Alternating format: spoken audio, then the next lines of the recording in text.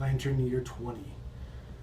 The Nothome Settlement is on the ragged edge of disaster, of utter defeat. We have 5 survivors remaining. One is retired and refuses to leave, so the remaining 4 goes out to hunt a level 2 screaming antelope. If they return victorious, then the settlement has a chance.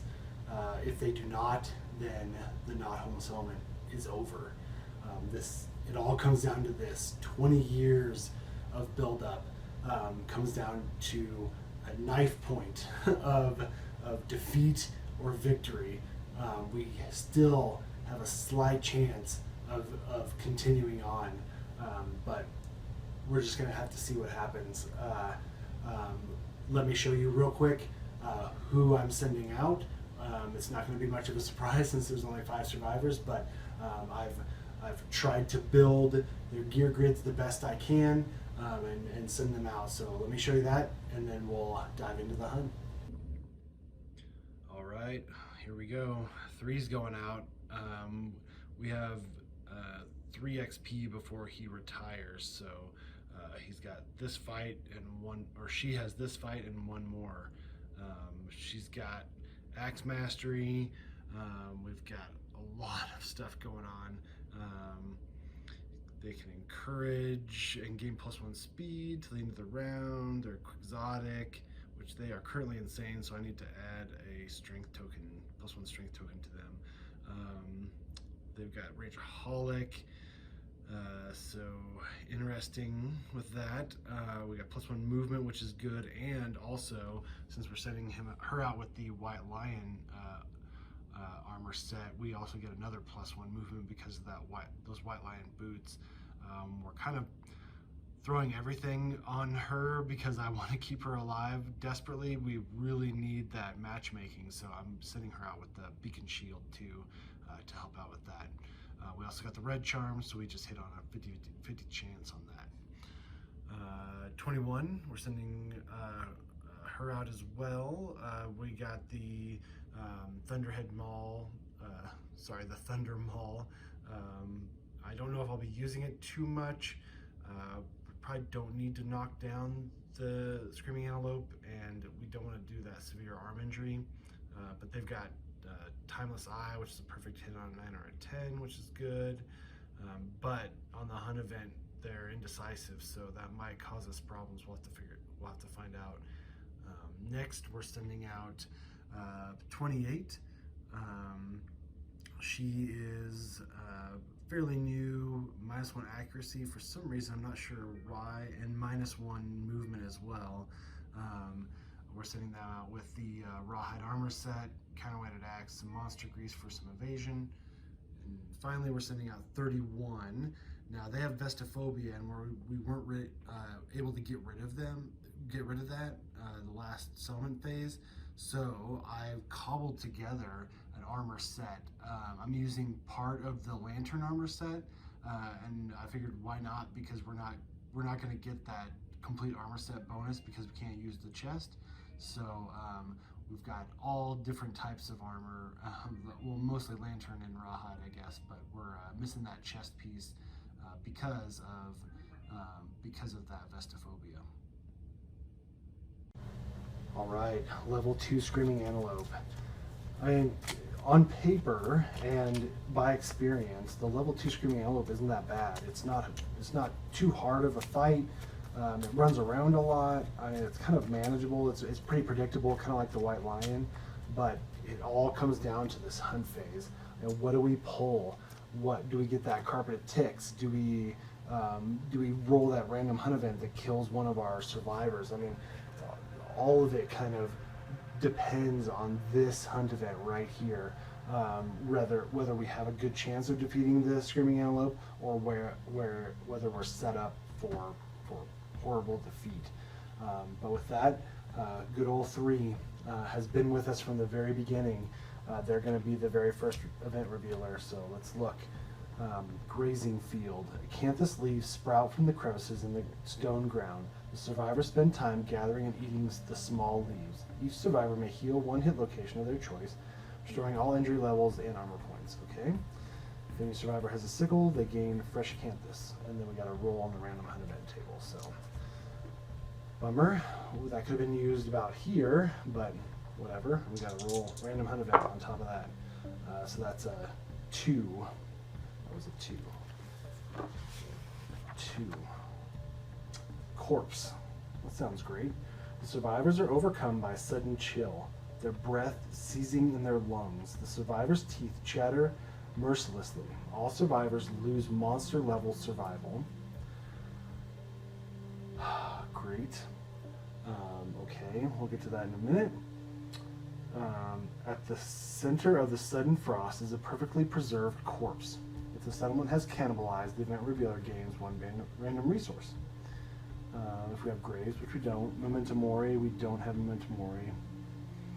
Okay, well, let's lose 2 survival each. It's not a good start, guys.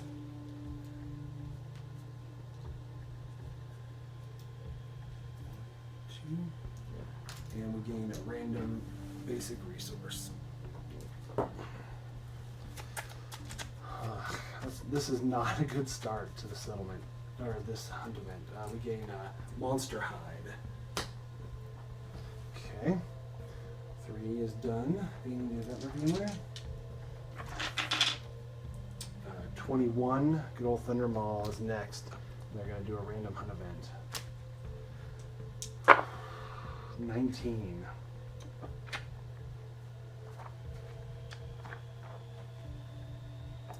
Dead, or nope, Exhalation of Darkness. Great. The survivors are enveloped in a steamy darkness that dims the lantern lights. They become separated from each other and hopelessly lost. If a survivor has the leader fighting art, okay, yes, 3 has the leader fighting art. Yeah. They boldly stride into the clammy darkness and gather everyone. Otherwise, each survivor rolls 1d10. The lowest scoring survivor is a straggler. Man.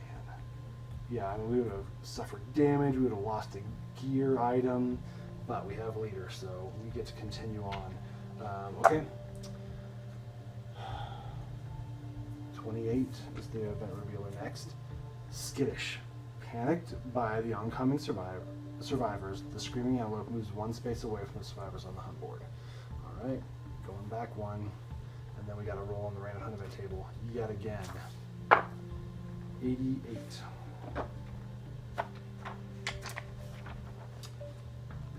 The sword and the statue. Okay.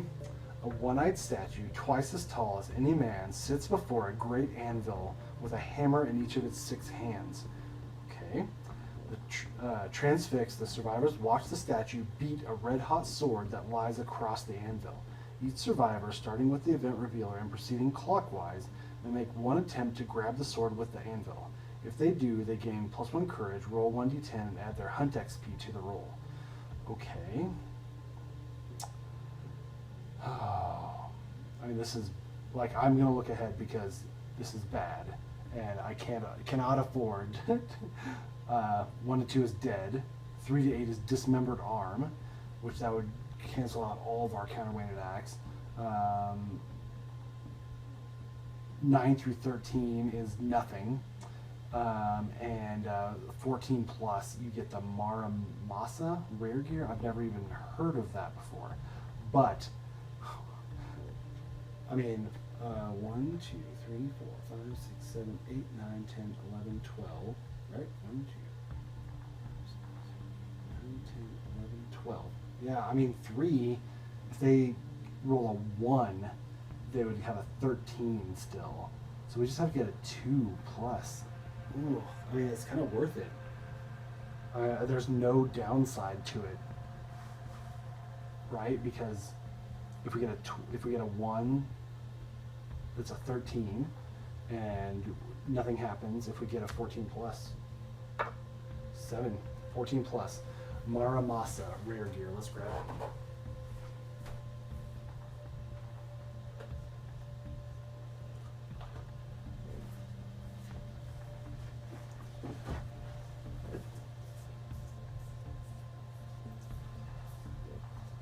Rapier sword. Muramasa. It's like a samurai sword. That's cool. Okay. Weapon, melee, katana, two-handed, finesse, other. It's frail, sharp, sentient, deadly 2, unique. When you critically wound with this weapon, gain 2 bleeding tokens. You hurt yourself when you critically wound with this? Oh man. It's speed 6. Holy crap. It's super fast.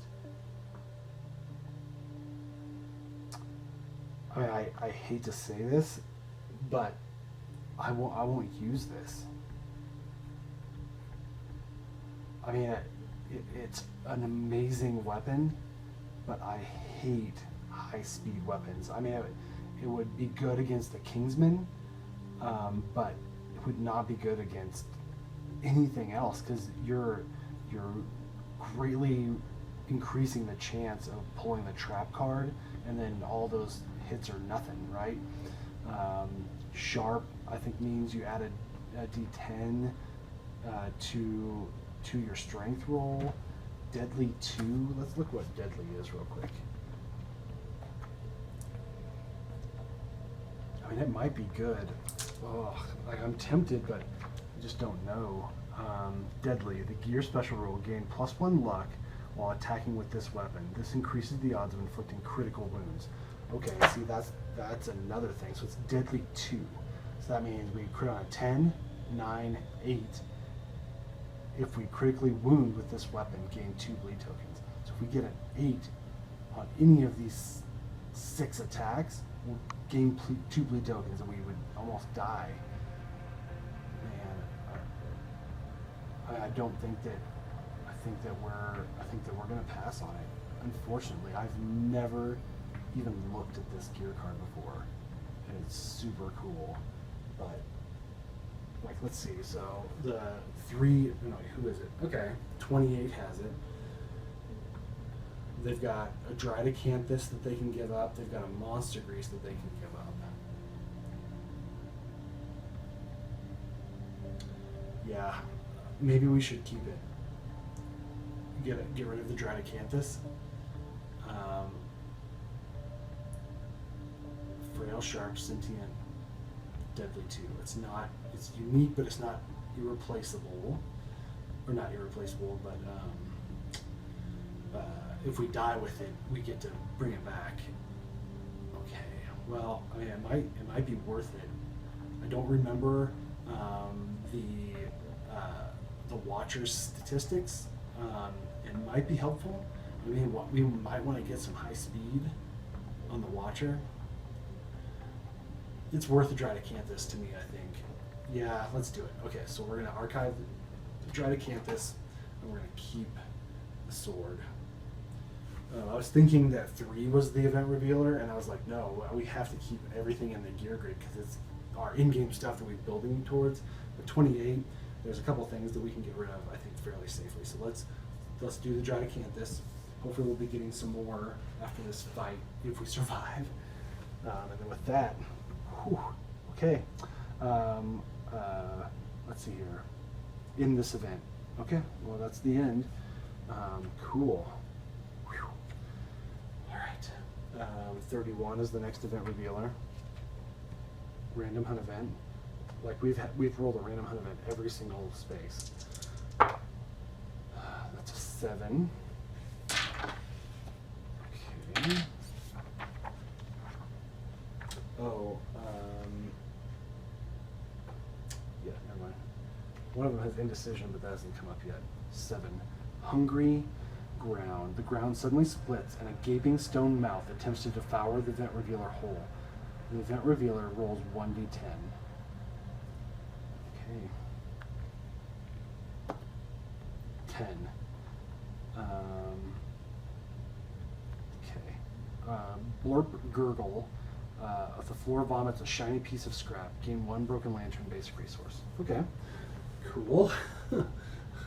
Scraping by the skin of our teeth. I mean, it's been like all of these random hunt events have been like the possibility of dying, and we've been able to make it so far, but I mean, still, yeah, it's only a matter of time before our luck roll runs out. Okay, we're back to 3. Random hunt event. 63.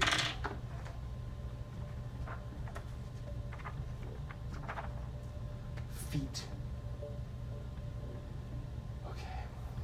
The stone faces ahead are replaced by an expanse of stone feet sprouting from the ground.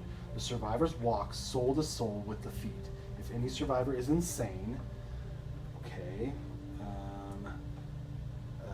3 of them, 3, 21, and 31 are insane. 28 is the only one not. They're convinced that they have reached the underside of the world. They clutch the ground for dear life, terrified of falling off. Their raucous terror slows the survivors and attracts unwanted attention. Roll once again on the hunt event table for each insane survivor before moving on the hunt board. If any of these rolls result in feat, ignore it and re-roll. If all survivors are insane, they fall off the underside of the world. The survivors are dead unless they chose survival to fittest. If they did, the survivors bite down hard on the feet. Teeth grind against stone and they refuse to let go. At once, the feet shatter, revealing ordinary stone faces beneath. Holy cow. So we have to roll on the random hunt event table 3 times now. Okay, we're gonna just indicate these are 3. This is beyond ridiculous. Why is this happening on this hunt event? All of these things are absolutely insane, and it has to be on the most important, maybe the most important hunt event of the Nothome Settlement. I need a drink of wine.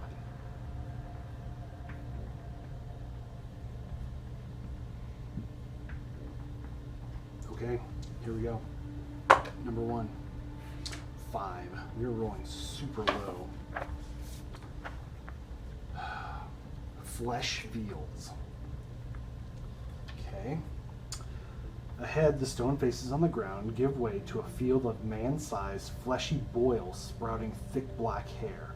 The sinuous terrain radiates moist heat. As they travel, every survivor suffers heat exhaustion, losing 1 survival. Of course, why not? Let's lose all of our survival. Slowly this time rather than quickly. Let's still lose all of our survival. Good idea. Okay. The event revealer rolls a d10. If any survivor has a sickle, they help clear the path by cutting back the thick black hair. Okay, so just 1 d10. 6. It's hot and gross, but the survivors pass through the flesh fields with no complication. Whew. All right, number 2 now. It's 12. Destiny bound. The survivors collectively feel a heightened level of anticipation. Their goal is close at hand. The event revealer gains +1 courage. They're already maxed out.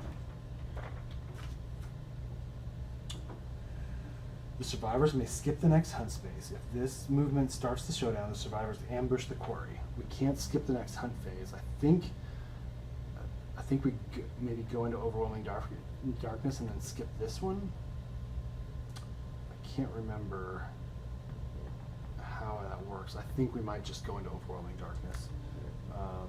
If this movement starts the showdown, the survivors may ambush their quarry. Okay. But we have 1 more to go here. 35. Well, I mean, no, that's not technically correct. I was going to say we could skip this last one, but no. Survivors come across the shattered ruins of a small settlement. Ashen corpses dot the ruins, disintegrating at the slightest touch. An extinguished lantern oven stands intact at the center of the settlement. The event revealer rolls a d10 and adds their understanding. Okay, so 3 is still the event revealer, and he has 4 understanding.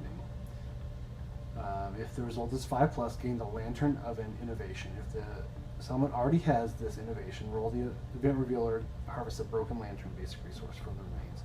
So 3, 4 plus 3 is 7. We gain another broken lantern strange resource, or resource.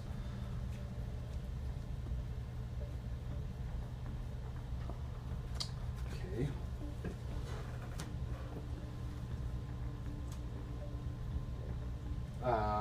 If the settlement has Song of the Brave, I don't know if we do.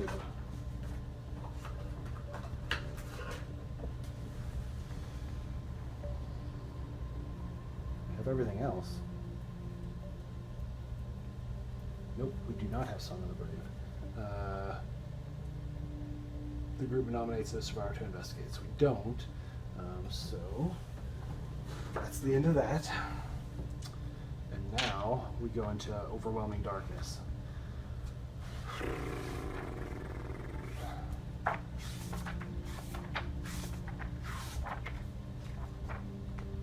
Alright, so 3 is going to go first. So they're going to do Song of the, or they're going to do Path of the Brave. 5.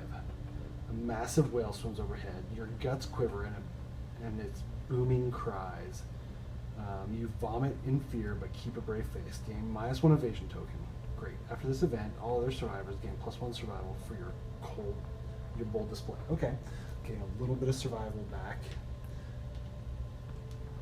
And I gain a -1 evasion token, which that sucks.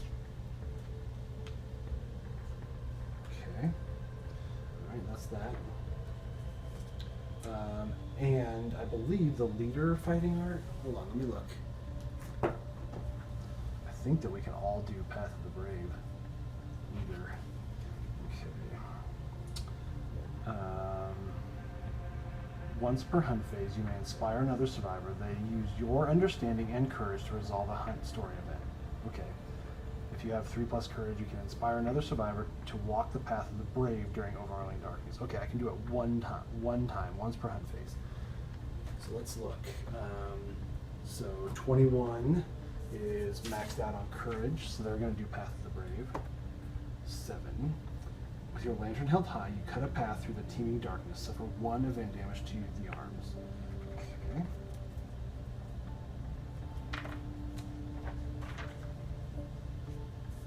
Okay, so the other 2 don't have 3+ courage. So let's see.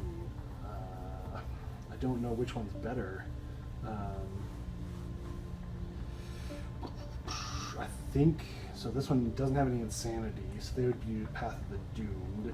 I think Path of the Doomed is worse than Path of the Insane. 1 through 3 is dead. 1 is dead here. Yeah, I mean, let's just do Path of the Doomed, and then the other one will do Path of the Brave.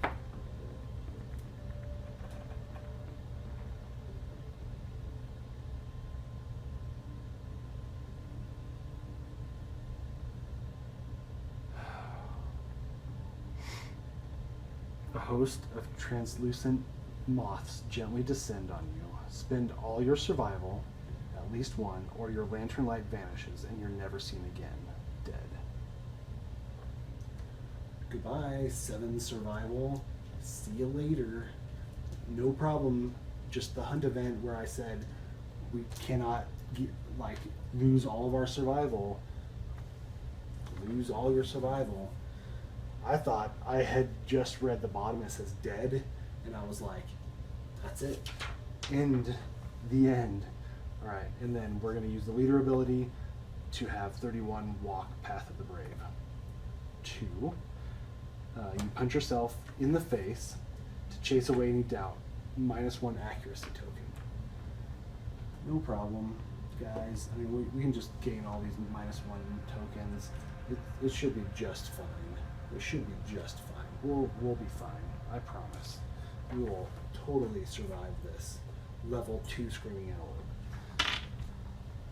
Okay, 21 is the next event revealer. Why are there little gnats all over this table? Okay. Migration. Oh, great. Some unforeseen forces set off a massive migration. Nothing remains but uprooted acanthus plants and shattered ground ruined by hooves. Move the screaming antelope 3 spaces away from the survivors on the hunt board. 1, 2, 3. We are now into starvation.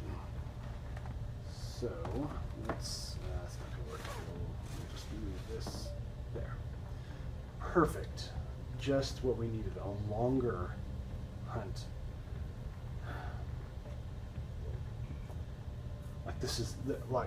This is really, honestly, so frustrating. I mean, like, most of the time we can make it through the hunt phase fairly quickly and easily. Like, you know, there's a little bit of ups and downs, but this has consistently been crazy random hunt events. And now we're in starvation. Let's look at starvation real quick. I believe we lose some of our stuff in our settlement, which we can't afford. Starvation. If the survivors move into this space, including starting a showdown, apply the rules listed on the hunt board. Oh, remove 1d5 resources from the settlement storage. Great. Okay, well, there you have it. So hopefully we'll be able to start the showdown or something. But for now, random hunt event yet again. 19.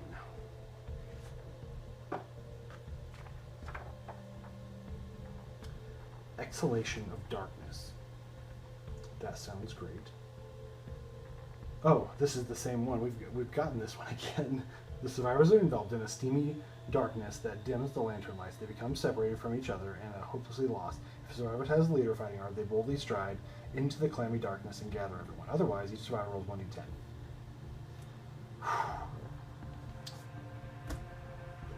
Okay, I don't think that's ever happened before where I've gotten the same random hunt event. 31. Stampede. Oh, I think that we can start the showdown if we roll high on this. A thunderous boom approaches. The survivors may hide. If they do, move the quarterback 1 space. Otherwise, all survivors gain +1 courage, and the event revealer rolls a d10. So we're going to gain courage here, but let's roll. 3.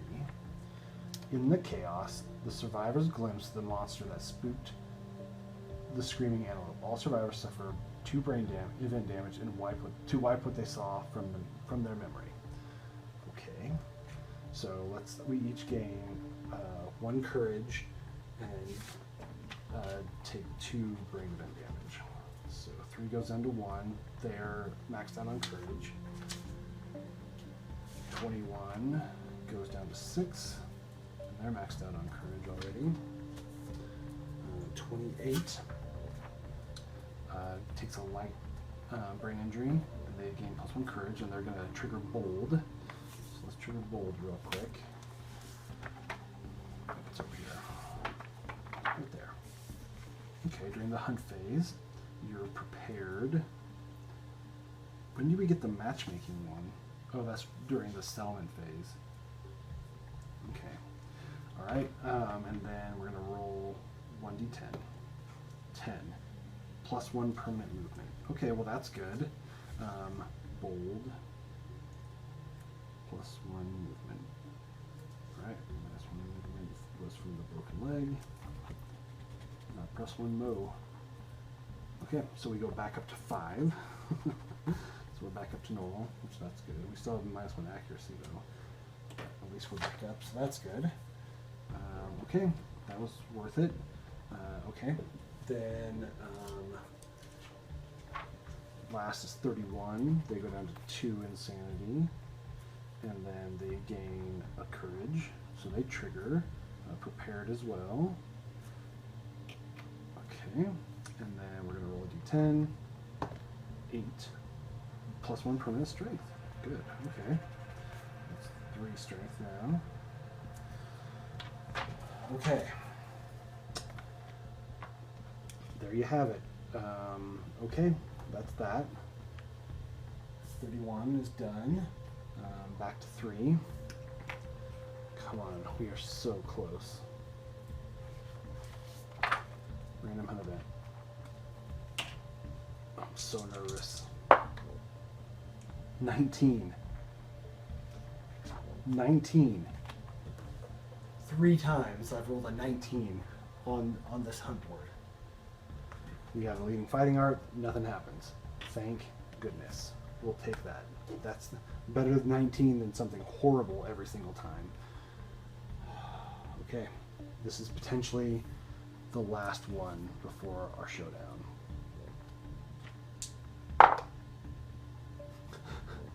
Whoa. So that is not a 19, that's a 91, which that's still interesting. Too bad it's not a 99. 91. The beginning. The survivors stumble upon a scene of their settlement's first hunt. Whether they've seen it themselves or heard of it through the stories, they've seen it themselves. 3 was there on the very first hunt. They immediately recognize it. Seeing the spot of their settlement's first triumph is electrifying. That's very fitting. Maybe the last hunt of the Nothome Settlement, and they discover the location of their very first hunt against the prologue White Lion. I'm sure 3 has memories and talks about it to the other 3 survivors, how terrified they were to face this lion with nothing but shards of stone that they've ripped from the ground.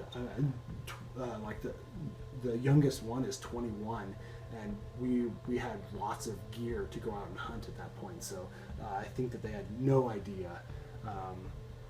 Okay, so let's continue. Seeing the spot of their settlement's triumph is electrifying. Each survivor gains +1 survival. Awesome. That's good. I like gaining survival. Let's continue to do that. If the settlement has saga, no, we don't. Each survivor gains +1 courage. If the settlement has storytelling, I don't believe we do. But I might have picked it up in my. Nope, doesn't look like it. Nope. Okay.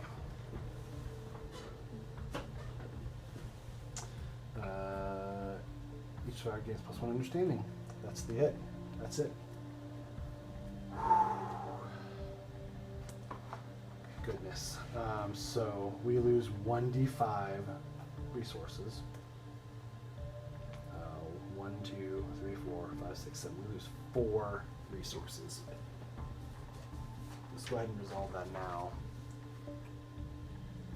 4 resources. Okay. Well, let's get rid of 2 hissing cockroaches and a cyclops fly. That's 3. And then we really need organ. We need iron. The cat teeth would be important. Let's get rid of a great cat bone for our 4th. Okay, so it goes down to 1. All right, that's not horrible. I'm glad we had those vermin resources that we could get rid of, because I don't foresee us doing cooking anytime soon. So, all right, not too bad. Let's do our train real quick.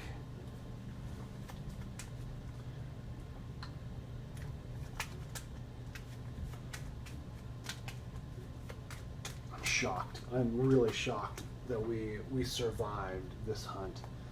Orvain, good, and tall grass, good. Okay, cool. Well, with that, let me set up the showdown. I'm still shocked that we've made it.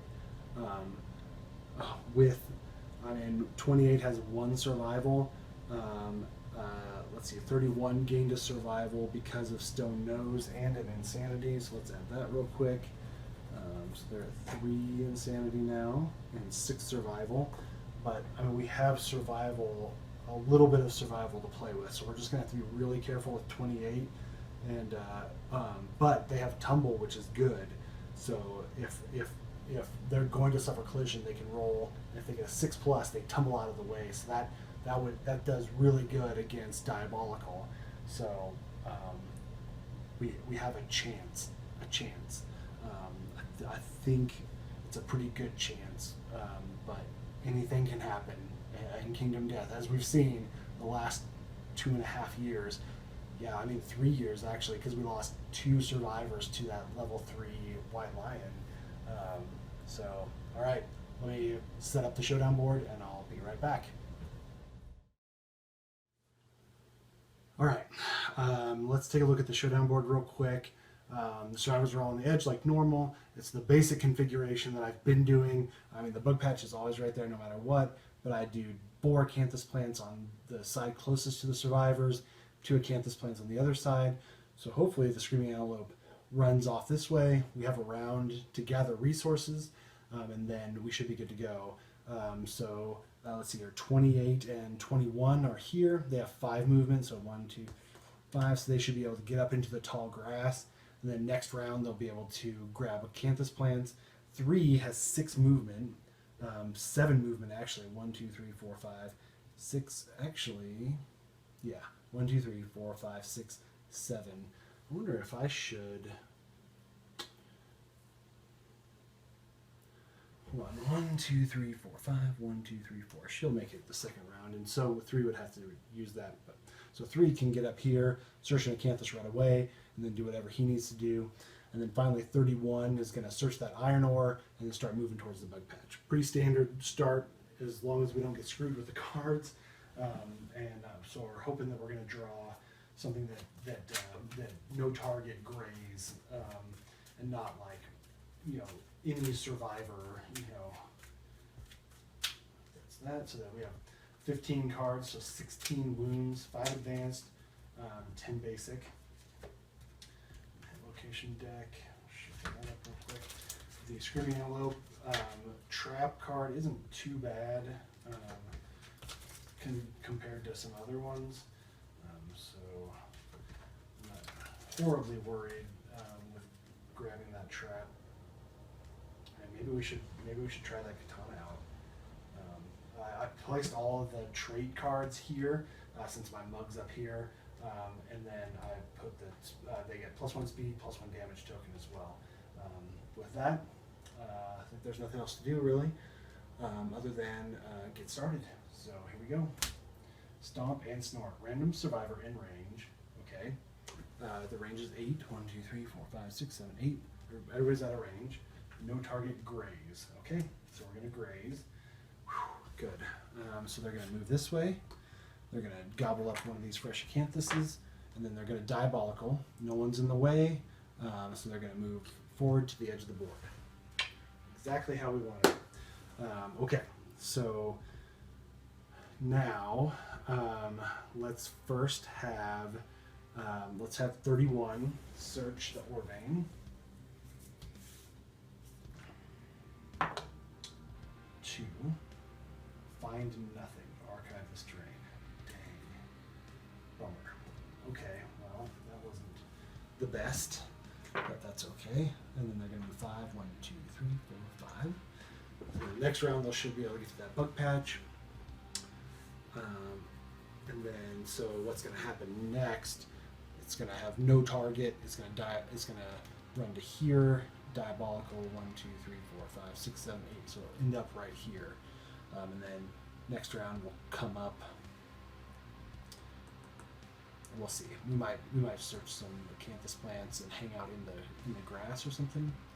Yeah, that might be a good idea. We'll see what happens. But okay, so that's 31's turn. 3 is now going to move up. 1, 2, 3, 4, 5, 6, and they're going to search this acanthus plant right here. 7. If you consume it, +1 survival. So they're at 2, 4, 6, 8, so they can gain 1 more survival.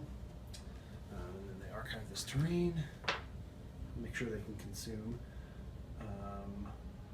Oh, and I forgot.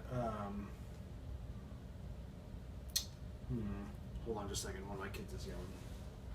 Okay, sorry. I right before I was interrupted, I just realized I forgot that these guys have a lot of experience and they've got a lot of abilities and impairments, and I didn't look those over, so let's look these over real quick. Quixotic, if insane, +1 survival and +1 strength token. I don't remember if that's if you start the showdown or not. I guess we're not insane, or if we depart. You getting that? Let's look real quick. Quixotic. If you're insane when you depart, gain +1 survival and +1 strength token.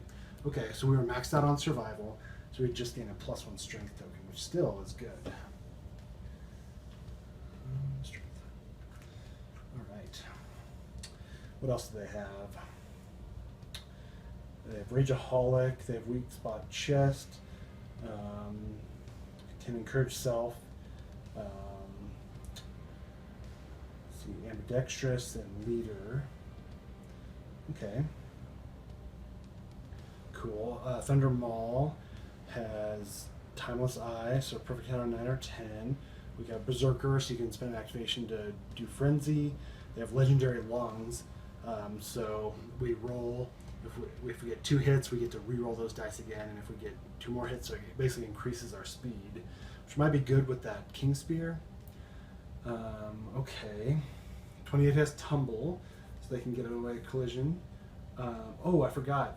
31 is a strategist and can put that giant stone face, but too late. We'll just forego that, and they have legendary lung as well. So, okay.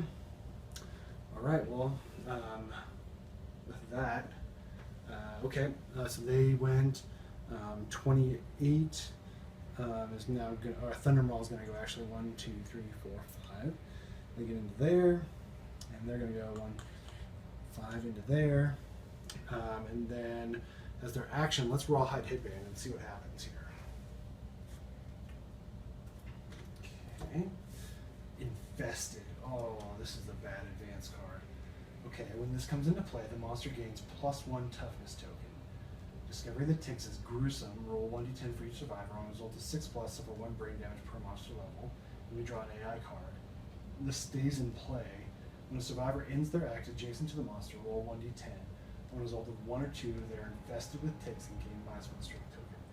Oof. So we want to put this here, and then put Stomp and Snort on top. So it'll pull Stomp and Snort. It looks like it's just gonna do the graze because there's nobody in range. That'll put it up here close to us. Then we'll move in and we'll at least do 1 move and get rid of that because we do not want infested. Okay, so it's no survivor in range is gonna graze. Okay, cool, good idea.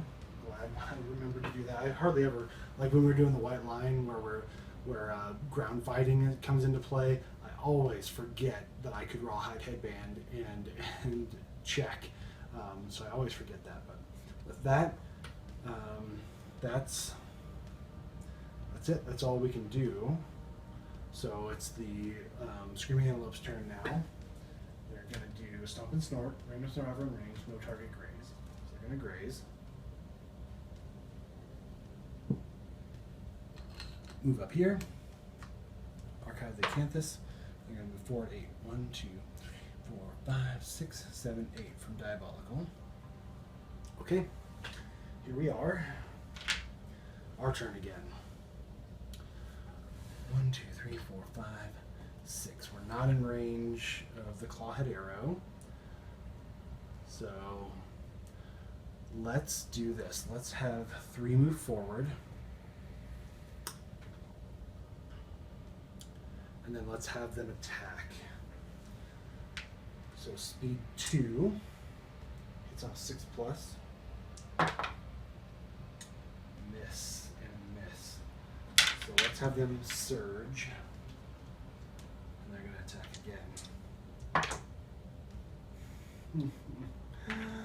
2 more misses. Wow, that's bad. We really want to get rid of this infested. So I was going to have them search Acanthus. Who has the best? So 28 has the best chance of 1, 2, 3, 1, 2, 3, 4. I think we can stand on the Acanthus plant. I don't think it's an obstacle. And they're going to attack with they've surged, done their turn. They're going to attack with a counterweighted axe. Speed 2 hits on a 6+, 7+ because of -1 accuracy. 1 hit. They don't have timeless eye. Okay.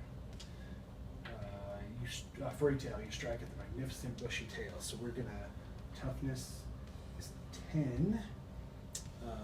9, 8, 7, 6, 5, 4. 4 plus 1. We're gonna use our axe proficiency. Crit. It's a wound. And we gain 1 Screaming Antelope resource. Screaming Antelope is off balance. The monster gains -1 accuracy token. Ooh, cool. Alright, good. Take it. Screaming Brain. Who did the attacking? 28 did. Okay. And should we surge? And we can surge and search afresh. I can't. Oh, they only have 1 survival. Let's not surge. Okay. So that is that infested. So that's good. Let's have. So I feel good about it now. So we can go 1, 2, 3, 4. They're right there though.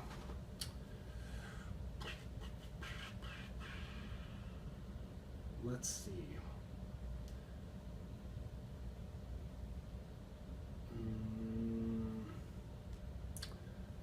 So who do we want it to attack? 'Cause, I guess we could move. We can move here or here, but then we'll diabolical either one way or the other.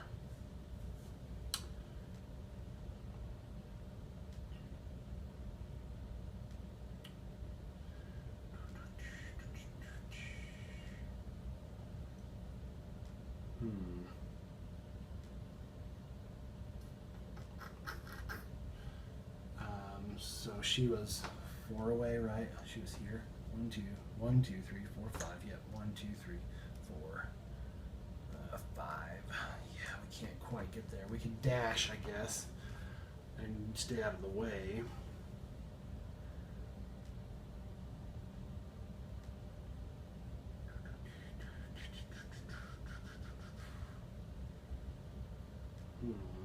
Okay. Conundrum.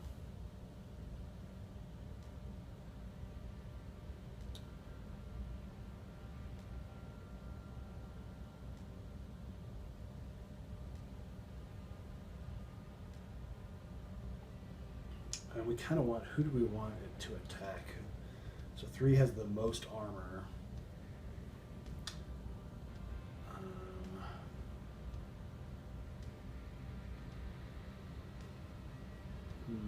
We might have gotten ourselves in a little bit of a pickle.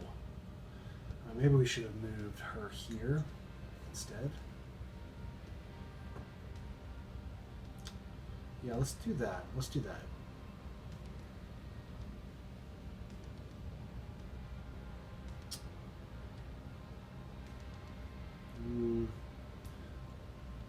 No. We already moved her. It kind of feels cheating. Let's just go. We'll be okay. Let's search that bug patch.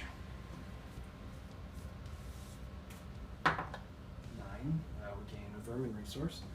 We're looking for that one that we can gain hide. And also remind me, we have ultimate weapon, so we can choose any one resource from the Screaming Antelope. So, sword beetle, vermin consumable. We can archive this and roll a d10. We can die or gain +1 strength. Let's just keep it. So that's the bowman. Okay, so do we want to dash with her? We'd have to use a survival because she doesn't have the rawhide armor set. And we can dash here. Then we can make them attack 3. And then it'll diabolical one way or the other, which that's okay. We can have 3 dash out of the way. Let's do that. Let's do that just to be on the safe side. we're gonna have her. Oh yeah, I forgot. This is gone. We could have her dash anywhere really. Yeah, let's just go here. You know what? No, because if it goes here and then it goes this way, we want it to go 1, 2, 3, 4, 5, right here. Perfect. Okay. So that's her turn. Now, finally, Thundermaw's turn. They are gonna go here.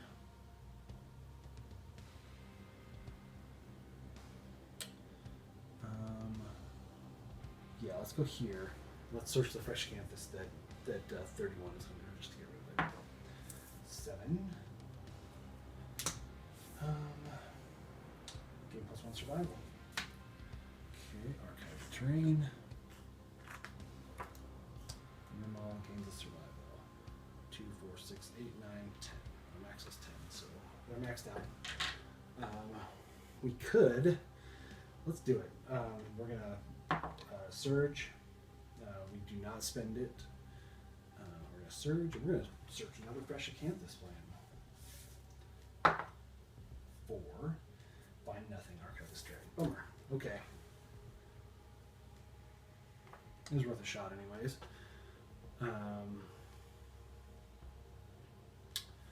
Okay, there's that.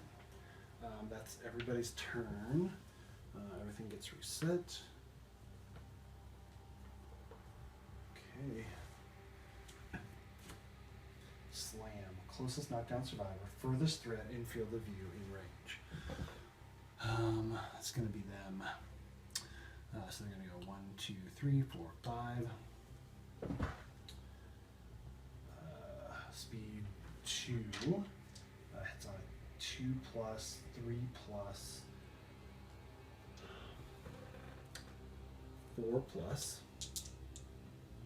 It's gonna miss, and then they're gonna spend a survival to dodge. They just have to spend it. And that's it. Cool. Now, oof, this is really, really bad. We're gonna diabolical.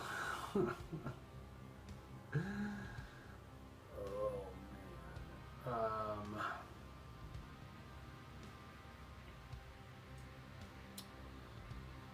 Okay. Let's just pick and see who it diabolicals, and then we'll spend survival accordingly. But there's a potential to have a lot of survival being used if it comes this way. 1, 2, 3, 4, 5, 6, 7, 8. 10 is a reroll. 5. 1, 2, 3, 4, 5. Okay, so it's going to come this way. So 3 is going to spend a survival to move. And then what we can do is 28 is going to spend a survival. So if they use it, they do not. They're going to dash. And what we can do is we can go, so,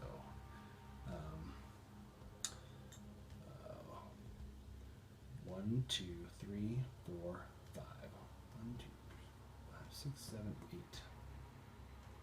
Okay, so it comes this way. And it stops right in front of her, right? Full move through the target. So we're right up next to her, but nothing happens. And I'm fudging just a little bit with this whole thing. I think it's safe to say that they stay put. He's hanging out in the grass, and he ducks down, and 38 or 28, sorry, leads them through the crowd. I think that's okay.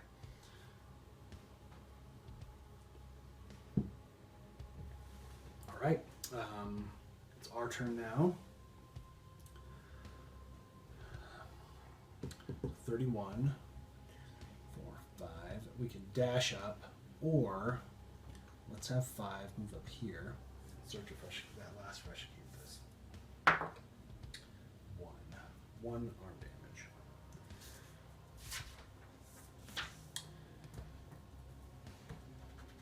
So they get under one arm.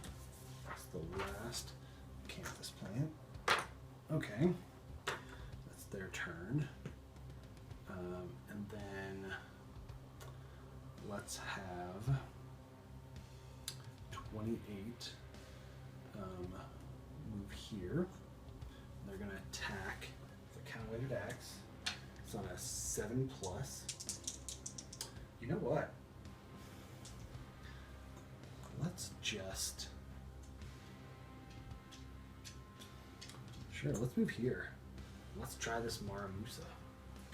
So 5, 6, 7. We'll have to roll one more d8. Oh no, it's 6. Oops, sorry. 1, 2, 4, 6. Okay. So it hits on a 6+.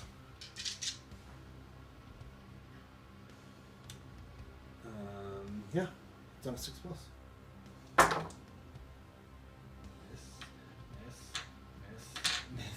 Miss. One single hit. Okay. All right. Okay, so if anybody's in a blind spot, which they're not, I considered going into the blind spot, but I didn't, so that's good. So we have a 6 strength, 8 strength total, so 2 + 5. That's a wound. Okay. That samurai sword's not horrible, considering I missed 5 out of the 6 times. Okay. Oh, and it was actually a 7+. I think that one was a hit anyway. So okay, because it was an 8, I believe. All right, because I forgot the -1 accuracy. Okay, that's their turn. Now, let's have Thunder Maul move up here. 1, 2, 3, 4. Perfect. Yeah, I think that's good. Thunder Maul is going to attack with a King Spear. And he's going to be speed 2. Hits on a 6+. And we have Timeless Eye and Legendary Lung. So hits on a 6+. 1 hit. Okay, we roll again. 3 is a miss. Okay, so just 1 hit. All right, first strike. Screaming Antelope's massive eyes glisten with human-like fear. If the attacker is insane, they are. Cancel all hits and end their attack. Otherwise, attacker suffers 1 brain damage. Dang it. They're gonna surge. They spend it. And they're gonna attack again.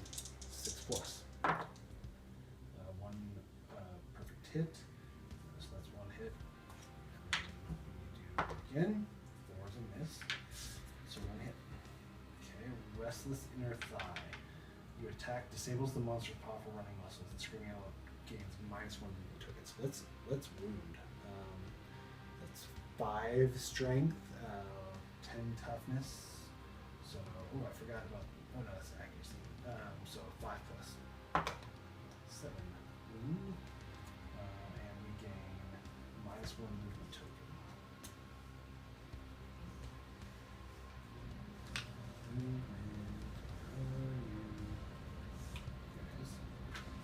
Okay. Good. All right, so let's have 3 move up. 1, 2, 3, 4, 5. Right there. Or should I have him right there? Right here. 5.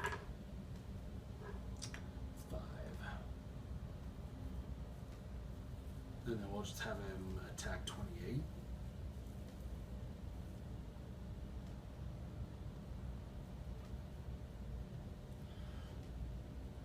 Yeah, I mean that's fine because we'll have it if it's closest, we'll have an attack him or him. Oh, but that actually we'll have him attack her. I guess they're all hers at this point.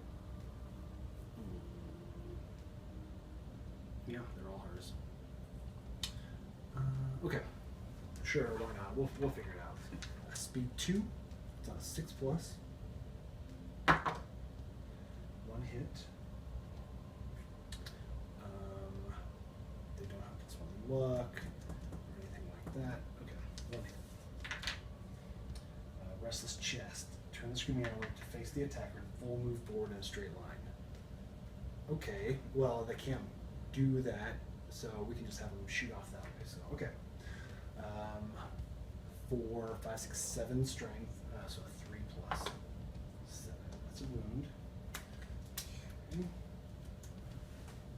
So it's either can go this way or this way. So it's gonna go this way. 7, 3, 4, 5, 6, 7.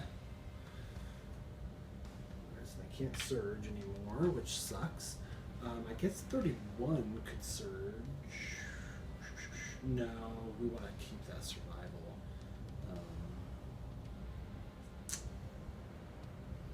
But it might be worth it because we can get that -1 evasion token. Let's do it. A surge. Spend a survival. Oh, we can't. We can't surge because it's cumbersome. So we'd have to surge and dash. So we can't. Never mind. Okay. That's the end of our turn. So it's probably going to attack 31, which that kind of sucks. But okay. All right. Let's see what happens. Stomp. Closest knockdown survivor, furthest threat in field of view in range. Oh no.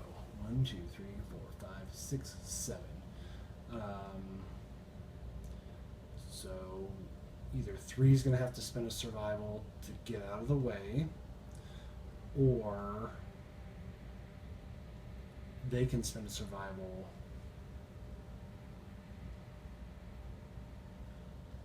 to dash and not get targeted, and they would target one of them.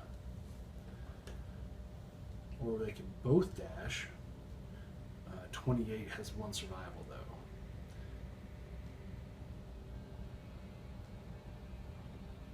Yeah, I mean we could pick a target. So 3 could dash out of the way. We could pick a target. They could dash back a couple, 1 even, and then 1, 2, 3, 4, 5, 6, 7, and then the screaming owl wouldn't be able to hit her. So let's do that. So we pick the target. There's a flow. 3 is going to spend a survival. We're going to end up 1, 2, 3, 4, 5, 6, 7. We're going to end up right here. So they're going to dash to right there.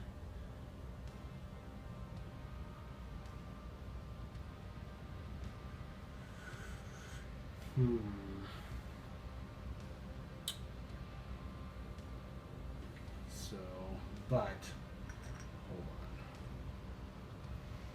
Is there a way where we can do it? 1, 2, 3, 4, 5, 6, 7. Okay, we can have them there. So let's move dash here, and then 3 doesn't have to spend a survival. So 28 will spend a survival. They do spend it, so their last survival is spent. And then they're gonna go 1, 2, 3, 4, 5, 6, 7. Oh, that sucks though. They're gonna be out of the way now. So this doesn't happen, which that's probably good. So they don't attack. Then they do diabolical. So they're going to get it, unfortunately. So they're going to come through here. Plunk. We're going to take 2 damage to the legs. So that reduces the armor to 0. Okay, that's that. Alright, it's our turn. So let's have 21 in courage. They don't spend it. So they get up. Let's see. This, I forgot to reset the tokens here. Yeah, 28 dashed this round, so that would be back. That would still be gone. We did encourage. Okay. Alright, let's have 28 go for the Maramusa again. 1, 2. 1, 2, 3, 4. Let's go here. Yep, and let's attack. Speed 6. It's not a 6 plus. Oh, I forgot. 28 has tumble. She would have been knocked down. They would have spent it. They did not spend, I don't think they spent their survival when they encouraged, so didn't have to encourage, so that's good. We tumble out of the way, and what is it? I think we end in a spot adjacent, so here. So same thing. We'll move up here. Speed 6, 2, 4, 6. So 6 plus. Miss, hit. So 1 hit. Super dense. Oh no. Oh, I thought it was frail for a second. It's not, is it? Weapon, melee, katana, two-handed, finesse, other. Okay. So, alright, so it's sharp. So we gain 10 strength with this, so anything but a 1. 4. Alright. It's a wound. I wish I would have critted.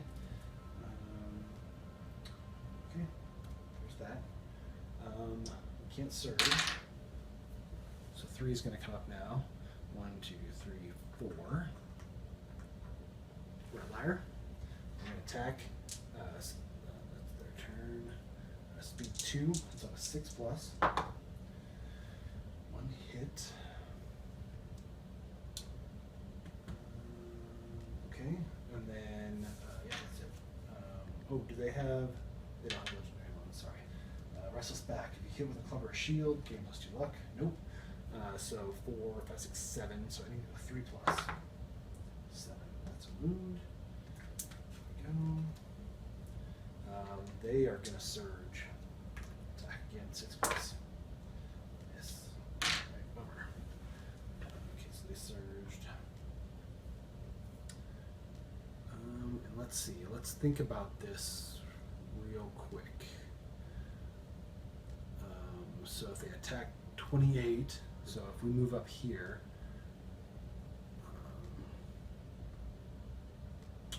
so only if they attack 3 would we get in trouble. So if we attack 21, we could have it move here. If they attack 28, it would just stay there. That'd be safe. Only thing would be if they attack 3, which that's probably, we'll be able to pick, and 28 would be the closest. 2, 3, 4, 5. We can go here. No, we don't want to go there because we could get diabolical. Okay, let's just do that. Speed 2, so 6 plus, and we've got legendary lungs and tidal sigh. 1 hit. Roll it again. 1 hit. Okay. Restless shoulder, wound. Turn the face of the attacker without turning the monster one step directly away from the attacker. We don't really want that. If the attacker is adjacent to the monster, the weapon is stuck. They're not adjacent, so that would be okay. So let's do the gnarled horns first. So 3, 4, 5 strength, so 5 plus. So nope, it's not stuck. 5 plus. So it shoulder and it jumps back. Turn the face of the attacker. It would jump back, so it will slide. We'll just have it slide right there. Away from the attacker. Cancel hits out of range. That probably wasn't a good idea. I didn't think about. I'm not thinking about diabolical very well. I've gotten very lucky so far.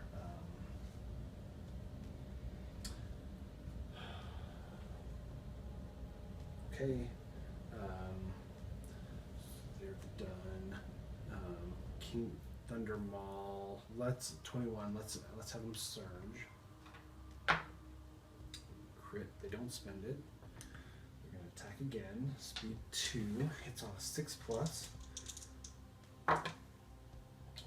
Hit. And then we do a 6 plus again. Another hit. Alright. Furry Throat. ferocious spasm. Ooh, no. It's going to do a basic action on him.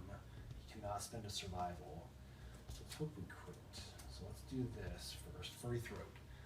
5 plus 1. So that's going to miss. Bummer. 5 plus 6. So that's a hit.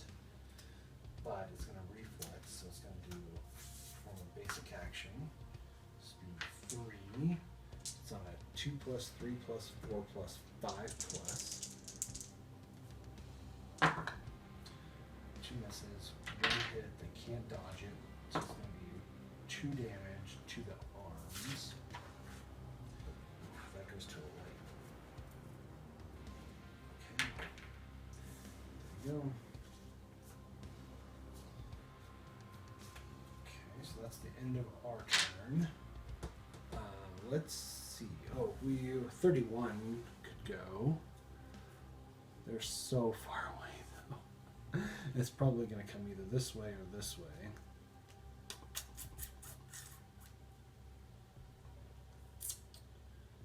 .28 can't dash.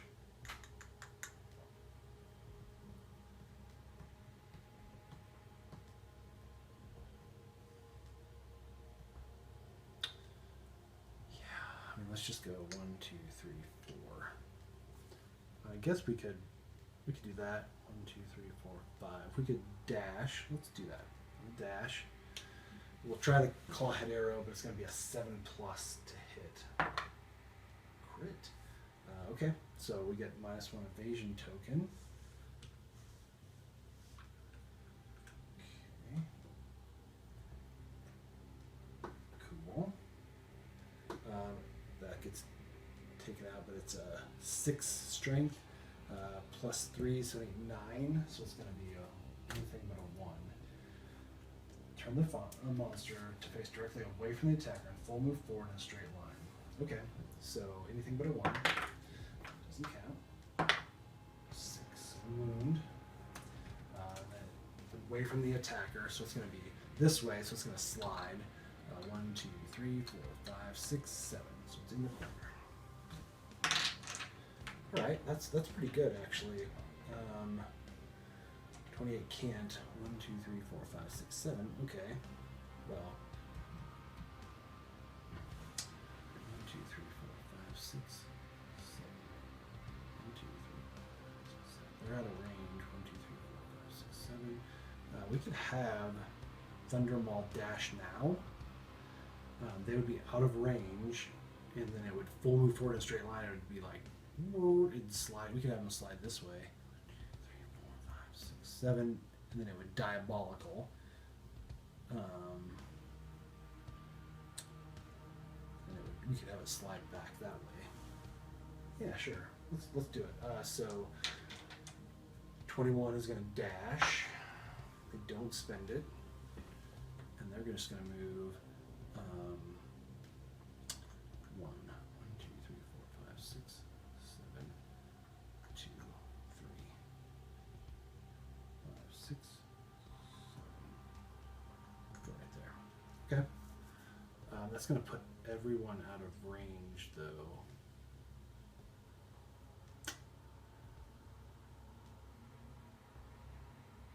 I mean, I guess we could have him take the hit and then dash out of the way. Oh, but his dash would be gone. Oh no, it's the end of our turn. So it'll reset. Let's have him dash 1, 2, 3, 4, 5. So it'll come up here, and then it'll trample forward 1, 2, 3, 4, 5, 6, 7. It'll be in range of everybody. Let's do that. Okay. It's the end of our turns. Everything resets. Boop, boop, boop, boop. Perfect. Okay. Their turn. Buck. Mood. Okay. I don't think I've ever gotten this card. At the start of each monster's turn, target and attack the survivor in the blind spot. Okay. So we basically just have to stay out of the blind spot. That's the word on the street. Okay. Well, this worked out a little bit differently than I thought it was going to, but it doesn't do anything. It's now going to diabolical. It's going to come this way. It's going to go 1, 2, 3, 4, 5, 6, 7, which it doesn't make it, so nothing happens. All right, well, I kind of wasted that dash, but that's okay. It's our turn. How close are we? 1, 2, 3, 4, 5, 6 wounds away. All right, well, let's have 28. Go 1, 2, 3, 4, 5. Perfect. We're gonna attack speed 6. It's not 6 plus. Kind of like the ones that, mainly because I can't hit with crap. 1, 2, 3, 4 hits. Okay, well there we go. 1, 2, 3, 4. Just not the trap. Okay. So restless hoof failure. If attacking with a melee weapon, is kicked out of the reach of the screaming antelope's thrashing hooves. Okay, so we don't want that one first. Restless muzzle should be good. And then delicate inverted knee should be good. Giant mouth reflex. If it tests with a melee weapon and the wound roll for this location is 1 or 2, the target consumes the weapon. Okay, well let's do this. Because we'll kick it out of our grasp, and then there won't be a chance for that. So. But it's sharp, so we've got a good chance of hitting. Okay, so let's do the restless muzzle first. So 6, 7, 8, so a 2 plus. Oh, and it's sharp. So anything but a 1. Crit. Okay, let's do a wound. You shock the beast with the blow to the face. The monster is knocked down. Nice. Okay. Cool. All right, let's shuffle this up. All right. Okay. Strength. It's a 10. Double crit. We should definitely get something for that. That is insane. Critical wound, persistent injury, crush knee. The screaming antelope's balance is ruined. When the monster starts its movement, roll 1d10. On a result of 1, the screaming antelope is knocked down. Cool. Okay. Restless hoof. Strength, 3. Anything but a 1. 1.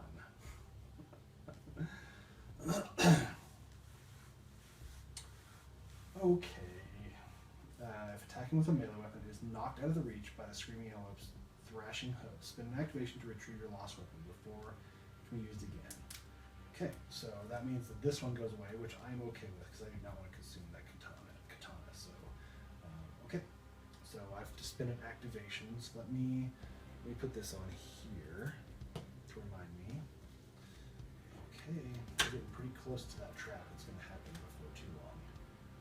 Okay, there's that. How about the monster's knocked down? Oh. Wait, hold on. The monster's knocked down. So this reflex is gone because it's knocked down. Okay, and this reflex is gone. Strength, 8, anything but a 1. That's cocked. 7, that's a wound. Perfect, I forgot all about that. Okay, that's that. Alright, we're going to have 3 move in. Speed 2 hits on a 3 plus. 1 hit. He does not have a minus 2 toughness to this location. So 4, 5, 6, 7, 8, 9. Anything but a 1. Whoops. 3. That's a wound. The reflex is gone because it's knocked down. Let's just surge. I'm trying to finish this off. 3 plus. 2 hits. Okay, good. Both of the reflexes are gone. Let's see. 4, 5, 6, 7. So 3 plus. I'm going to use my axe proficiency. It's a wound. There we go. Last one. 3 plus. 7. We beat it down into submission, and while it's on the ground, the screaming antelope is defeated. Sweet. Small reprieve. We made it through an incredible hunt phase. We emerged victorious. We have 2 broken lanterns, a monster hide, a screaming brain, and a sword beetle, plus our screaming antelope stuff. So let's get all this out of the way. Let's look.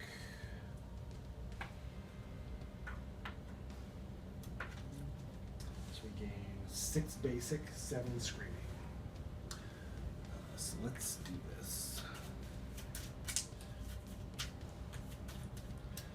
1, 2, 3, 4, 5, 6. And then 7 screaming. And we get to pick another one out of here because of the ultimate weapon. Right? 7 screaming. 1, 2, 3, 4, 5, 6, 7.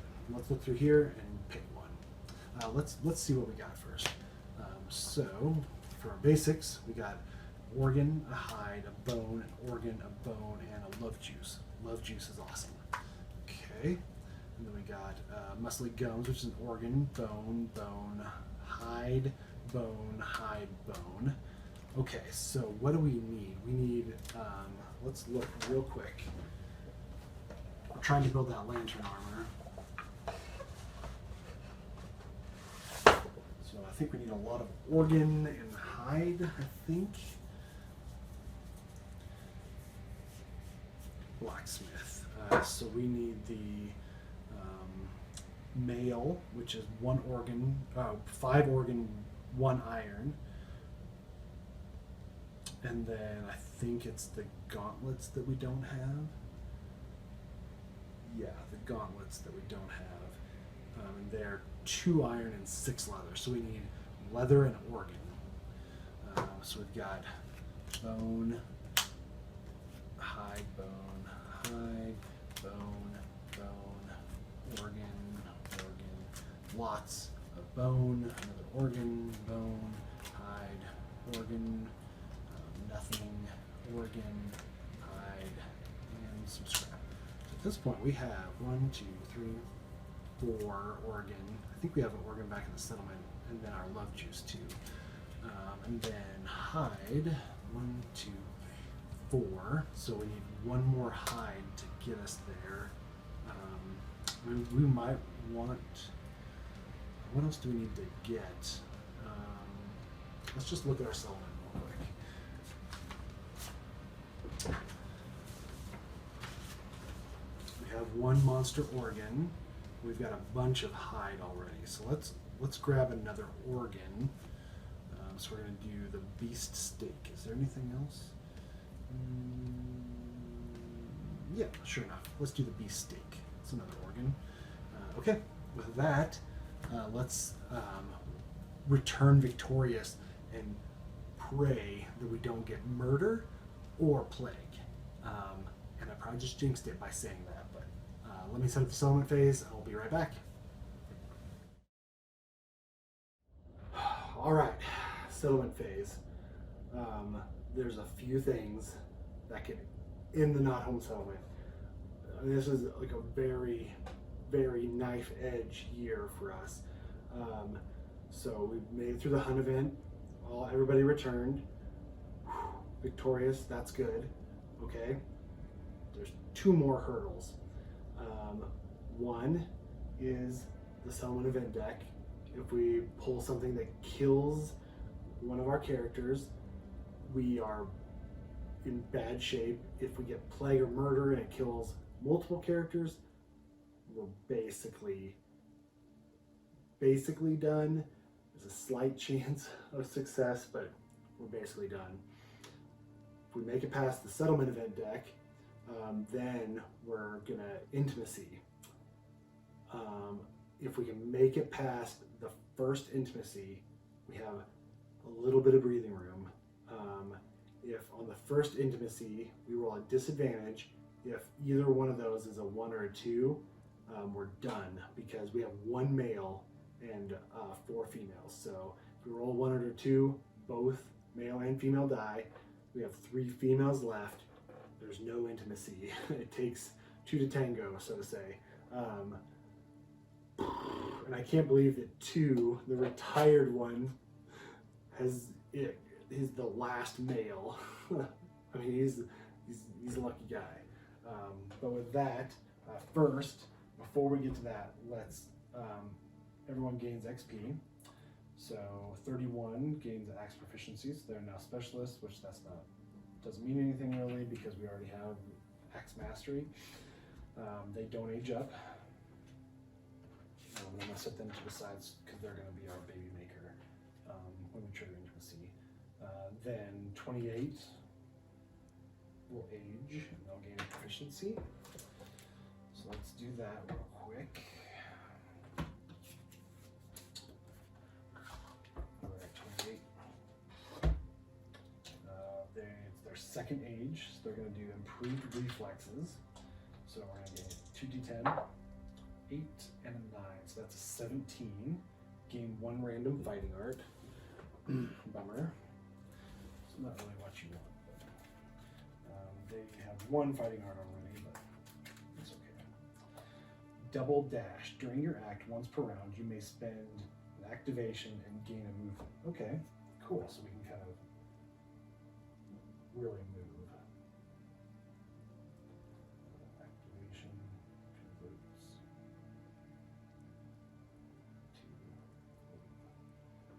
to. Okay, cool. That's a pretty good one. That can be useful if we're way out of there and we can dash all the way up, and then yeah, we could dash, double move, and then surge and attack if we need to. Okay, that's that. 21 is going to gain 2 XP and gain their club. Ooh, club specialization. I didn't look at that. Let's find. Oh no, wait, we didn't gain a club specialization because we didn't attack with a thunderball. So never mind. And then finally 3 gain 2 XP, and we are really close to retirement, but we age up 1 final time. Lucky Elder, 2d10. 2. Draw 5 random fighting arts and gain 1. Oh, that sucks. That's the worst one. +1 permanent evasion, +1 permanent luck, +1 permanent speed, +1 permanent attribute of your choice. 5 random fighting arts. Oh, dang it. Hopefully all those ones have been rolled out of those 2 dice, so. Alright, 1, 2, 3, 4, 5. Okay, Timeless Eye. We're definitely going to pick Timeless Eye because we can crit on a 9 or a 10 with the axe. We're going to do it, but let's just look. We may dodge 1 additional time. Perfect hit, gain +2 strength. We don't care about that because our perfect hit on our axe does a wound. Double dash again, and Thrill Seeker. Whenever you gain survival during the showdown phase, gain 1 additional spark. Yep, Timeless Eye is the correct one.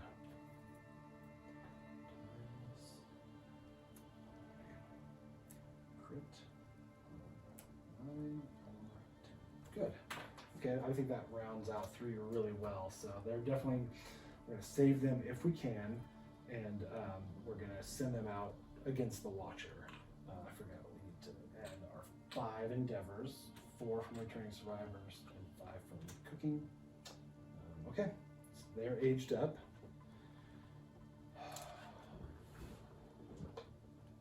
Okay, let's go ahead and pre-set up intimacy if we make it that far. All right, here we go. Survivors return, we gain endeavors, we update the timeline. We're now on Lantern year 21. There's nothing on that year, thank goodness. So now we do the sell one event.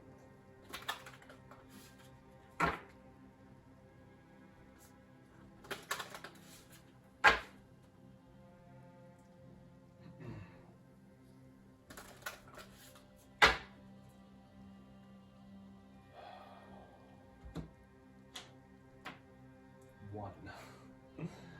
We're getting rid of all those ones, guys. All those ones.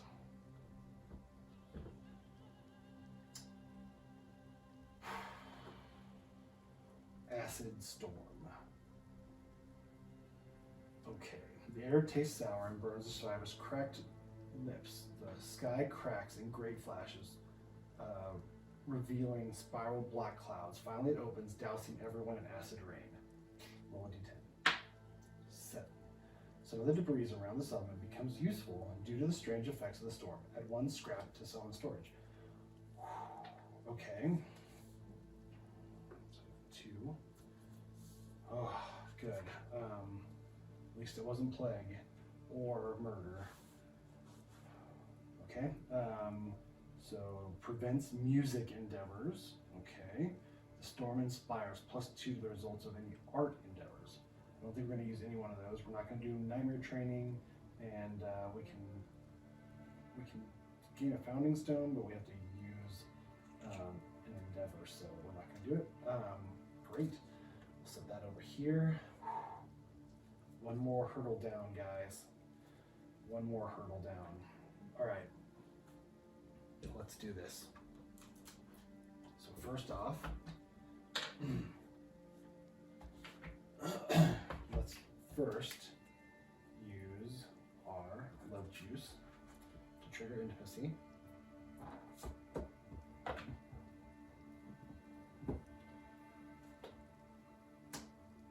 we go.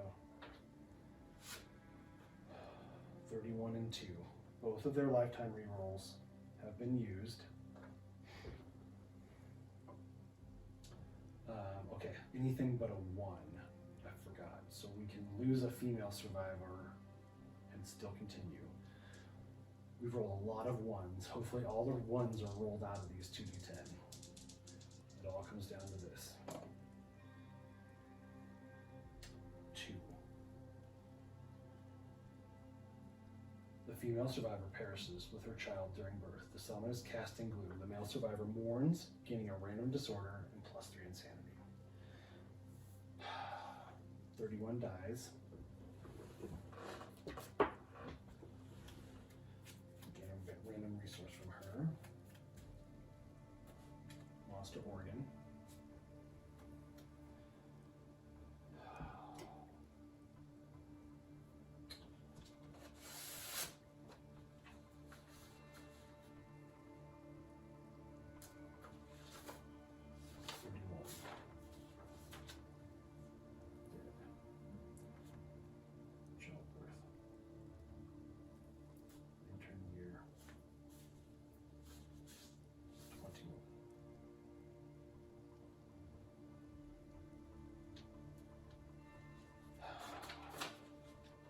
Guys. Oh man.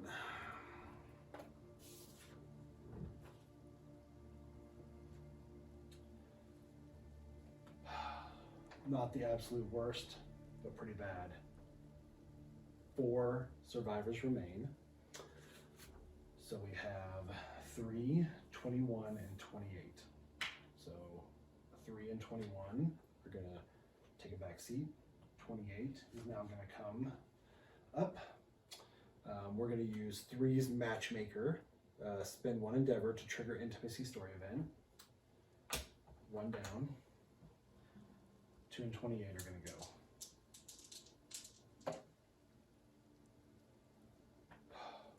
4. A new survivor is brought kicking and screaming into the world. 36.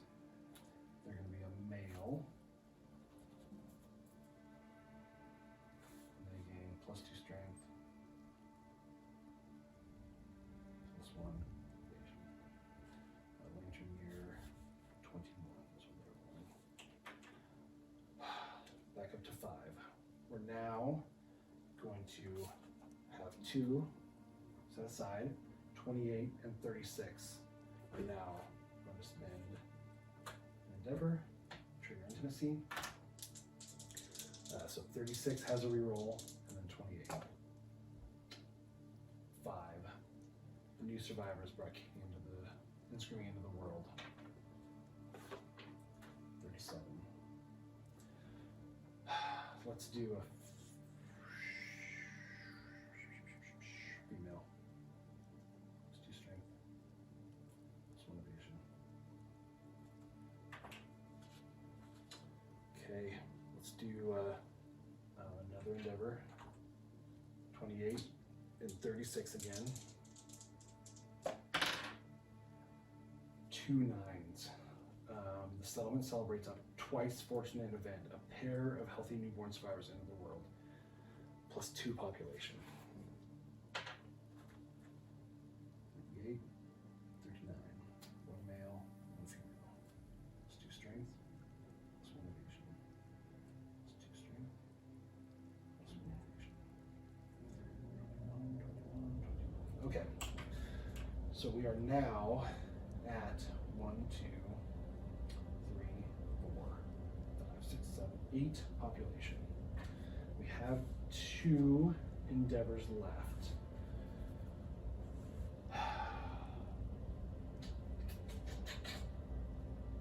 I feel so much better now. It's like this weight off my shoulders. Okay, so we can do some cool stuff.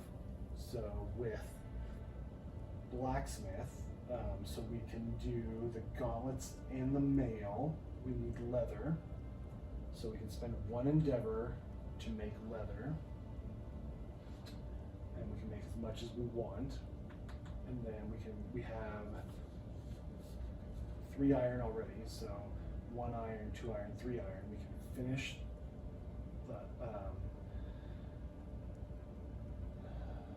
the lantern on the set. So that would be 1 endeavor to do that. We also have 2 broken lanterns, so that's 4 broken lanterns. I was hoping that we could do the beacon shield, but that's not going to do it. We need 2 iron. Okay, so let's trigger intimacy 1 more time. So we'll spend 1 of our endeavors. We have 1 left. 28 and 36. 9 and a 4. So 4. New survivor has brought King's Coming into the world. The 40th survivor is born. Let's see. Male, female, female, female, male, female, male, female. Let's do another. Let's 2 strength. Plus 1 evasion. Actually,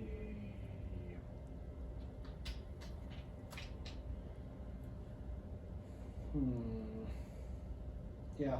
Let's do female.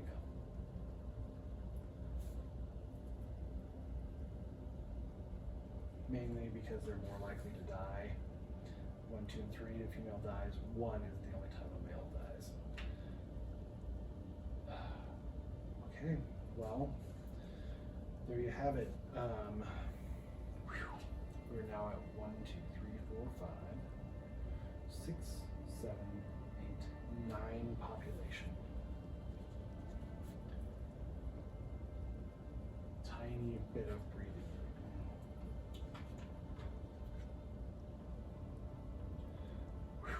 Okay. Guys, I'm so glad that this year is over and our population is back up a little bit. Makes me feel very good. Okay. So now, beacon shield can't be got. So we're going to spend 1 endeavor to do leather making. Spend any number of hide to add an equal number of leather strange resources to the settlement storage. Okay, so let's pull out our resources. So we can kind of just decide how much leather we want to make on the fly rather than deciding beforehand. So we're going to do the gauntlets and the mail. So that's 1, 2, 3 iron right off the bat. So our iron is now gone. We need 5 organ. 1, 2, 3, 4, 5. That's spent. And then 6 leather. 1, 2, 3, 4. 5, 6. So that goes down to 3. 3. All right. We now have the complete Lantern armor set. Thank goodness. Okay. Let's add these broken lanterns to the settlement. So that brings us to 4 scrap. What else do we need? We could have not spent one of those endeavors and innovated, but there's really, I mean, what do we have in our innovation deck? Storytelling, our survival move up, Clan of Death would be awesome. +1 accuracy, +1 strength, +1 evasion. So all of our newborns first have +3 strength, +2 evasion, and +1 accuracy. That would be a good one. And then Tamori, Nightmare Training, Face Painting, Forbidden Dance, Song of the Brave. That would be pretty good. So that's kind of like anybody can select Path of the Brave. Partnership. Oh, I did forget about, don't we have, let's look, I forgot about something, a family, okay. Newborn survivor inherits the surname of the parent, their weapon type, and half of their proficiency levels. Well, so we had 2 doing the deed for a long time. They had 1 spear proficiency level, so that's not going to matter. And then 28 was the other one. They had 2 axe proficiencies. Okay, so it's not going to help us, unfortunately. Okay, I thought that maybe there was something else that besides weapon proficiencies, but okay. So the sword beetle, that can just be added.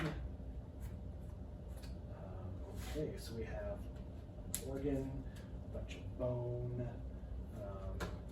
Okay, let's look. The beacon shield needs 3 leather, so let's go ahead and, as part of our 1 endeavor, let's convert these 3 to leather.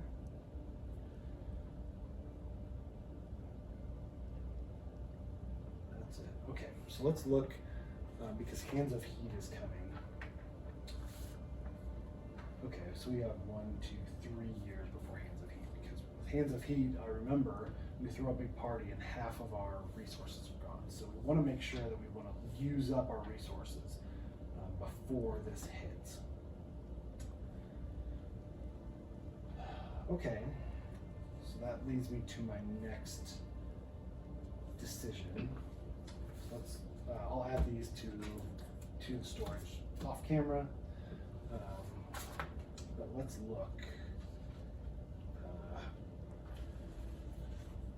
So we have 9 survivors left. What other end game items do I need to go in with to face the Watcher? So let's look at the Watcher statistics. I think that's fair. Showdown.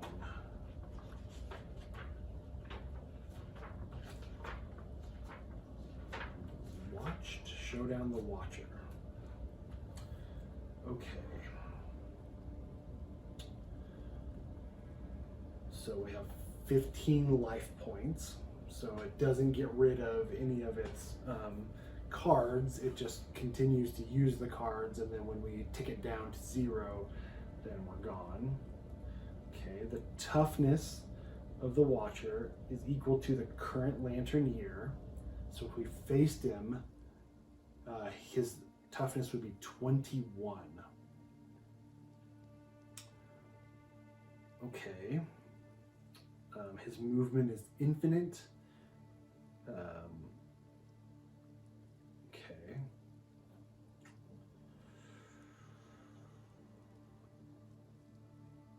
If the settlement has records, the monster gains +2 toughness. Do we have records? I don't believe we do. Nope, we do not. Okay. So 21 toughness. So that means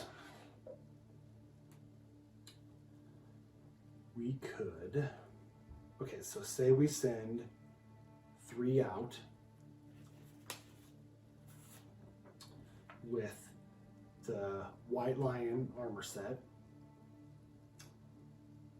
but instead of, we'll include the counterweighted axe so that we can, well, we might not have to actually. Maybe we'll swap out something with a red up affinity, and instead of using the counterweighted axe, we use the Muramasa.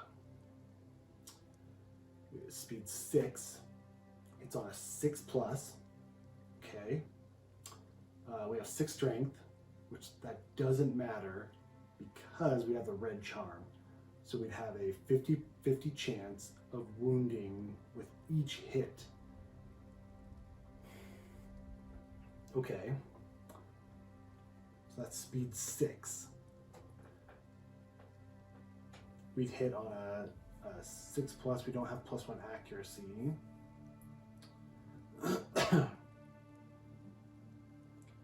Okay.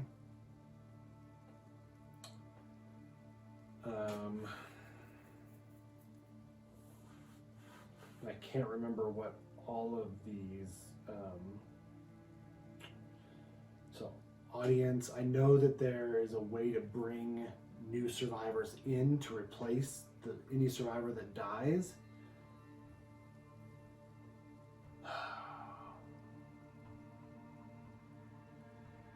Okay, so if we do that, then what?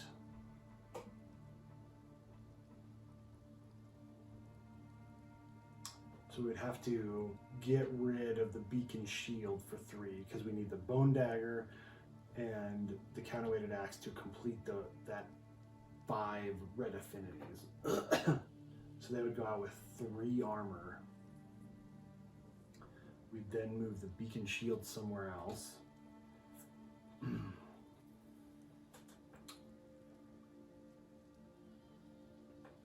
We'd set up the lantern armor set. So that would give them 5, 6, 7, 8 armor. So that could be our tank. I think that the lantern armor set gives you, let me look.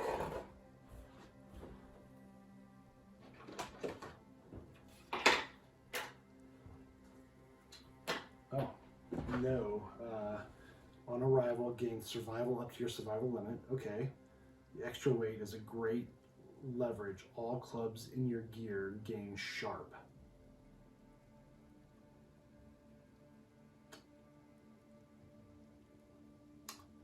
We could send the lantern armor out with the thunder maul. That's 10 strength. It gains sharp. So, okay. Let's think about this.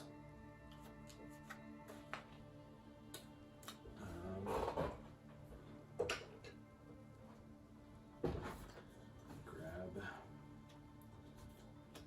the rest of the lantern armor set.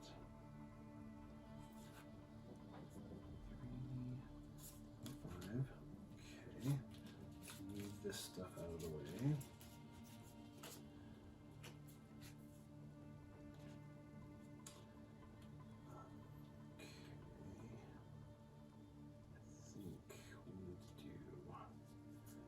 Something we need to do because where it's -2 movement with the chest piece, and then we need 2 red affinities to gain +2 movement with the lantern greaves.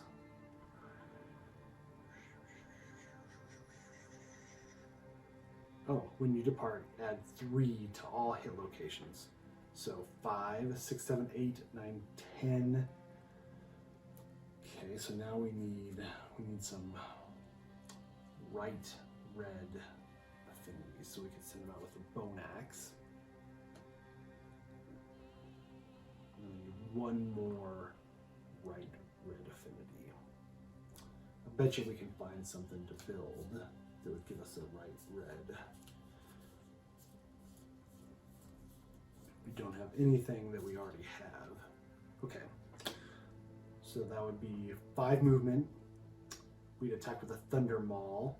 The Thunder Maul would gain sharp, so it's 10 toughness, and then we would roll, so that could, and then plus 2 strength. Yeah, I mean we could almost hit. This is within hitting range because it's 22 toughness, 21 toughness right now. That's 11 toughness, 10, 9 toughness, or 9 to hit, sorry, and then sharp. So then it would reduce it to 8, 7, 6, 5, 4, 3, 2, 1. Okay. That's a good combo. So I like 3 with the White Lion armor set and the Maramusa. Let's see if there's anything else. Your weapons are your claws. Gain +1 speed and +2 strength when attacking with daggers or katars. So no, it's not a katana. Okay. Okay, so we're kind of a glass cannon because we only have 3 armor. Okay. 21 is going to be doing a lot of attacking and taking the hits because they're going to have a lot of armor. All right, then what?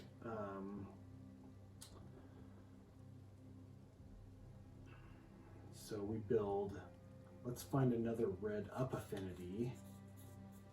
We don't have any in stock, so we're going to have to build 1 right red affinity, 1 up red affinity, and the scrap dagger. So then we can place, so 1 will have rawhide armor set with scrap dagger and a counterweighted axe. And then the other one would have a complete rawhide armor set, scrap dagger, counterweighted axe, leather shield. So that would give us 1, 2, 3, 4 armor.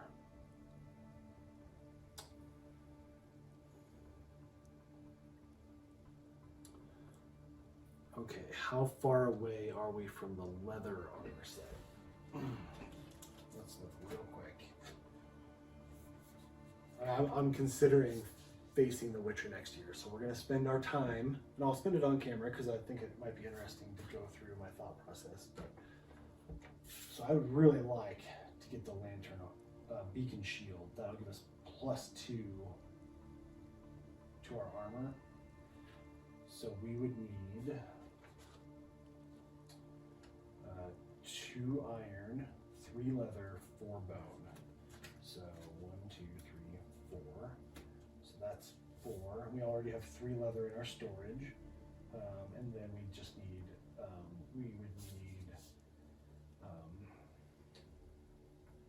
we need another iron, or we need 2 more broken lanterns and get lucky with our scrap smelting. This is a leather armor set. We need 1, 2, 3, 4, 5, 6, 7 hide basically. Which that's, we're at 3, 4, 5, 6, 7. We just need 4 more hide to get there. 1, 2, 3, 4 leather. We could use a scrap. So that'd give us leather armor if we waited 1 more year, faced another level 2 Screaming Antelope. We'd have leather, which would give us a lot more armor than the rawhide armor set.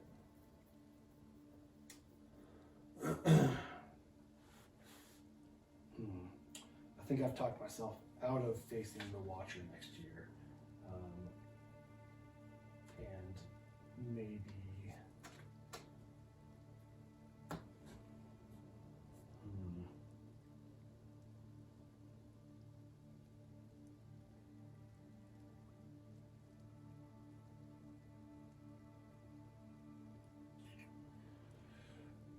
so if we waited 2 years, the toughness, if we waited 2 years, we'd have to face the Butcher.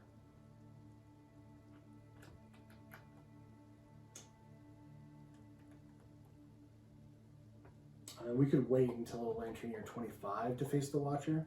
So then it would be 25 toughness.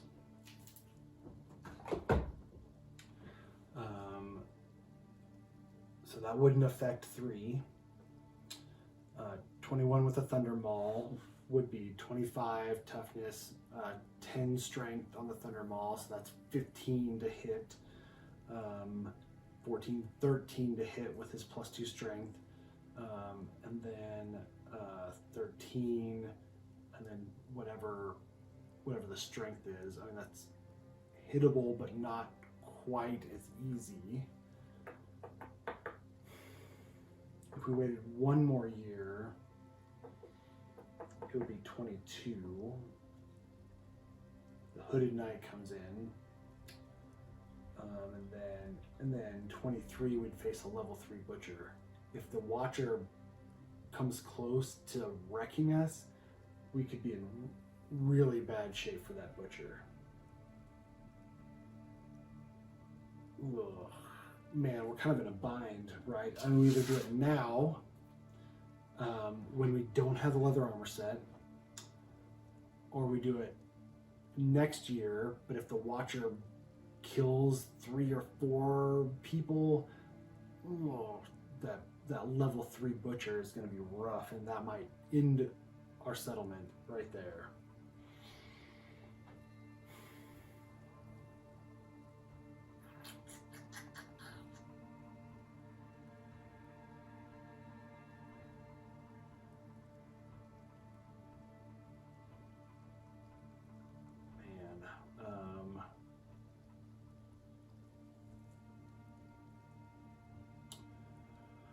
Oh, this is difficult. Okay, well, let me just think about it off camera. There's no use of you staring at me like going think. Let me think about it off camera, and I'll make a decision in the next episode. But there's a possibility that we could be facing the Watcher this Lantern Year. Thank you guys so much for watching. Wish me luck.